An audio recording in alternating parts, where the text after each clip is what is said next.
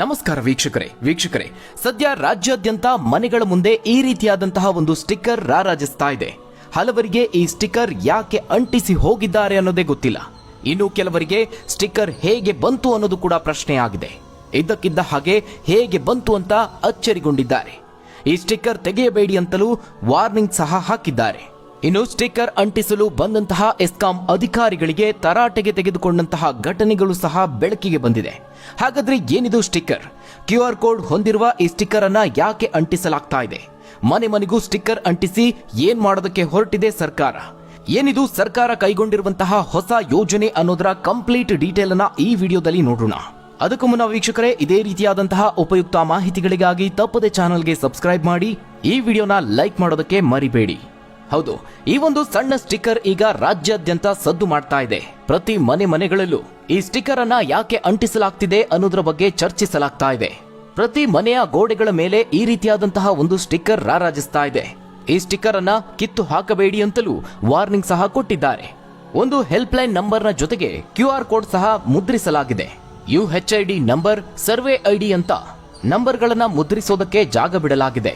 ಇದೇ ಸ್ಟಿಕ್ಕರ್ ಈಗ ಚರ್ಚೆಗೆ ಗ್ರಾಸವಾಗಿದೆ. ವೀಕ್ಷಕರೇ, ಕರ್ನಾಟಕ ರಾಜ್ಯಾದ್ಯಂತ ಪ್ರತಿ ಮನೆಯ ಮುಂದೆ ಒಂದು ವಿಶೇಷ UHID ಸ್ಟಿಕ್ಕರ್ ಅಂಟಿಸುವ ಕಾರ್ಯಕ್ರಮವನ್ನ ಸರ್ಕಾರ ಪ್ರಾರಂಭಿಸಿದೆ. ರಾಜ್ಯದ ಹಿಂದುಳಿದ ವರ್ಗಗಳ ಆಯೋಗದ ಈ ಮಹತ್ವಾಕಾಂಕ್ಷೆಯ ಯೋಜನೆಯ ಉದ್ದೇಶ ಏನು ಅನ್ನೋದನ್ನ ನೀವು ತಿಳಿದುಕೊಳ್ಳಲೇಬೇಕು. ರಾಜ್ಯದ ಪ್ರತಿ ನಾಗರಿಕರ ನಿಖರವಾದ ಸಾಮಾಜಿಕ, ಆರ್ಥಿಕ ಮತ್ತು ಶೈಕ್ಷಣಿಕ ಸ್ಥಿತಿಯನ್ನ ಮ್ಯಾಪಿಂಗ್ ಮಾಡೋದೇ ಈ ಸ್ಟಿಕ್ಕರ್ನ ಉದ್ದೇಶವಾಗಿದೆ. ರಾಜ್ಯದ ಮುಖ್ಯಮಂತ್ರಿ ಸಿದ್ದರಾಮಯ್ಯ ಅವರ ಕಾವೇರಿ ನಿವಾಸದ ಮುಂದೆ ಈ ಸ್ಟಿಕ್ಕರ್ ಅಂಟಿಸುವ ಮೂಲಕ ಈ ಕಾರ್ಯಕ್ರಮಕ್ಕೆ ಅಧಿಕೃತ ಶುಭಾರಂಭ ಮಾಡಲಾಗಿದೆ. ಹಾಗಾದ್ರೆ ಏನಿದು UHID ಸ್ಟಿಕ್ಕರ್ ಅನ್ನೋದನ್ನ ಮೊದಲು ನೋಡೋಣ. UHID ಅಂದರೆ ಯೂನಿಕ್ ಹೌಸ್ ಹೋಲ್ಡ್ ಐಡೆಂಟಿಫಿಕೇಶನ್ ಅಥವಾ ಅನನ್ಯ ಮನೆ ಗುರುತಿಸುವಿಕೆ ಸಂಖ್ಯೆ. ಇದು ಪ್ರತಿ ಮನೆಗೆ ನೀಡಲಾಗುವ ಒಂದು ವಿಶಿಷ್ಟ ಗುರುತಿಸುವಿಕೆಯ ಸಂಖ್ಯೆ ಆಗಿದೆ. ಈ ಸಂಖ್ಯೆಯನ್ನ ಹೊಂದಿರುವ ಸ್ಟಿಕ್ಕರ್ ಅನ್ನ ಆಯೋಗದ ನಿಯೋಗಿಗಳು ಪ್ರತಿ ಮನೆಯ ಮುಂಭಾಗದಲ್ಲಿ ಅಂಟಿಸ್ತಾರೆ. ಈ ಪ್ರಕ್ರಿಯೆಯನ್ನ ಹೌಸ್ ಲಿಸ್ಟಿಂಗ್ ಎಕ್ಸರ್ಸೈಸ್ ಅಂತಲೂ ಕರೆಯಲಾಗುತ್ತೆ. ಅಂದ್ರೆ ಮನೆಗಳ ಪಟ್ಟಿ ಮಾಡುವ ಕಾರ್ಯ ಅಂತ ಕರೆಯಲಾಗುತ್ತದೆ. ವೀಕ್ಷಕರೇ, ಈ ಸಂಪೂರ್ಣ ಕಾರ್ಯಾಚರಣೆಯನ್ನ ವಾಸಸ್ಥಳದ ಆಧಾರ್ ಕಾರ್ಡ್ ಅಥವಾ ರೆಸಿಡೆನ್ಷಿಯಲ್ RR ನಂಬರ್ ಮೂಲ ಡೇಟಾವಾಗಿ ಬಳಸಿಕೊಂಡು ನಡೆಸಲಾಗ್ತಾ ಇದೆ. ನಿಯೋಗಿಗಳು ಪ್ರತಿ ಮನೆಗೂ ಭೇಟಿ ನೀಡಿ ವಿವರಗಳನ್ನ ದಾಖಲಿಸಿ ಆ ಮನೆಗೆ ಅಂತಲೇ ಒಂದು ವಿಶಿಷ್ಟ ಐಡಿಯನ್ನ ಉತ್ಪಾದಿಸುತ್ತಾರೆ. ಈ ಮನೆಗಳ ಪಟ್ಟಿ ಮಾಡುವ ಕಾರ್ಯ ಪೂರ್ಣಗೊಂಡ ನಂತರ ಆಯೋಗವು ಇನ್ಯೂಮರೇಷನ್ ಬ್ಲಾಕ್ಸ್ ಅಥವಾ ಸಮೀಕ್ಷಾ ಪ್ರದೇಶಗಳನ್ನ ರಚನೆ ಮಾಡುತ್ತೆ. ನವೆಂಬರ್ 22ರಿಂದ ಆರಂಭವಾಗುವ 2ನೇ ಹಂತದಲ್ಲಿ ನಿಯೋಜಿತ ಶಿಕ್ಷಕರು ಈ ಪ್ರದೇಶಗಳ ಪ್ರತಿ ಮನೆಗೂ ಭೇಟಿ ನೀಡಿ ವಿಸ್ತೃತ ಸಮೀಕ್ಷೆಯನ್ನ ನಡೆಸಲಿದ್ದಾರೆ. ಸದ್ಯ ಮೊದಲನೇ ಹಂತವಾಗಿ ಈ ಸ್ಟಿಕ್ಕರ್ಗಳನ್ನ ಅಂಟಿಸಲಾಗ್ತಾ ಇದೆ. ಪವರ್ ಬಿಲ್ ನೀಡಲು ಬರುವಂತಹ ವಿದ್ಯುತ್ ಶಕ್ತಿ ಮಂಡಳಿಯ ಅಧಿಕಾರಿಗಳೇ ಈ ಸ್ಟಿಕ್ಕರ್ಗಳನ್ನ ಅಂಟಿಸುವ ಕೆಲಸವನ್ನ ಮಾಡ್ತಿದ್ದಾರೆ. ಅಂದ್ರೆ ಸರ್ಕಾರ ಎಸ್ಕಾಂ ಅಧಿಕಾರಿಗಳನ್ನೇ ಬಳಸಿಕೊಂಡು ಈ ಒಂದು ಕಾರ್ಯವನ್ನ ಮಾಡ್ತಾ ಇದೆ. ಈ ಸ್ಟಿಕ್ಕರ್ ಅನ್ನ ಅಂಟಿಸಿ ಹೋದ ನಂತರದಲ್ಲಿ ನವೆಂಬರ್ 22ರಿಂದ 2ನೇ ಹಂತ ಆರಂಭ ಆಗುತ್ತೆ. ಆ ಸಂದರ್ಭದಲ್ಲಿ ನಿಯೋಜಿತ ಶಿಕ್ಷಕರುಗಳು ಈ ಪ್ರದೇಶಗಳ ಪ್ರತಿ ಮನೆಗೂ ಭೇಟಿ ನೀಡಿ ಆ ಮನೆಯ ಕುಟುಂಬದ ವಿವರಗಳನ್ನ ಸಂಗ್ರಹ ಮಾಡ್ತಾರೆ. ಈ ಸ್ಟಿಕ್ಕರ್ ಮೇಲೆ ಸರ್ವೆ ಐಡಿಯನ್ನ ನಮೂದಿಸುತ್ತಾರೆ.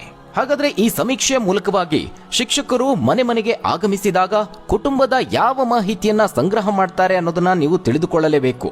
ಮನೆಗೆ ಬರುವಂತಹ ಶಿಕ್ಷಕರುಗಳು ನಿಮ್ಮಲ್ಲಿ ಈ ಎಲ್ಲ ವಿವರಗಳನ್ನ ಕೇಳ್ತಾರೆ. ಕುಟುಂಬದ ಸದಸ್ಯರ ವಿವರ, ಶೈಕ್ಷಣಿಕ ಅರ್ಹತೆ, ಅಂದ್ರೆ ಮನೆಯಲ್ಲಿರುವ ಕುಟುಂಬದ ಸದಸ್ಯರು ಎಷ್ಟರವರೆಗೆ ಓದಿದ್ದಾರೆ ಅನ್ನೋದ್ರ ಬಗ್ಗೆ ಮಾಹಿತಿಯನ್ನ ಸಂಗ್ರಹ ಮಾಡ್ತಾರೆ.